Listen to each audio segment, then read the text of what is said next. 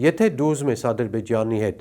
մի քիչ ուժեղ դիրքերից խոսած, պետք է ունենաս գարանտներ, մենք ունենք այդ գարանտները, Ֆրանսիա, Ամերիկա, Ռուսաստանն են։ 3 գերտերություններ, եթե այս հարցը վերցնեն իրանց վրա, այդ դեպքում համաձայնագիր եւ խաղաղությունը երաշխավորված է լինում։ Հայաստանը հիմարաբար զրկեց Իրան այդ Մինսկի խմբի երանախագահների գոյությունից, որը բալանսավորված էր։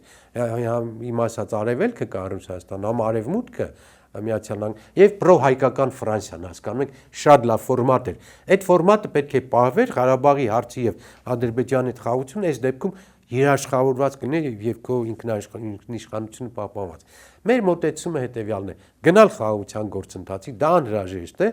բայց երբեք ոչ քո ինքնիշխանության հաշվին։ Այսինքն նա չպետք է քեզ թելադրի Արարատը հանել, նա չպետք է թելադրի եկեղեցին ոչնչացնել, նա չպետք է թելադրի ցեղասպանությունը մոռան։ Եղբայր, արի նստենք, ստորագրենք, ցանկացած բան հնարավոր է, բայց դու ինձ մի թելադրի իմ ներքին խնդիրների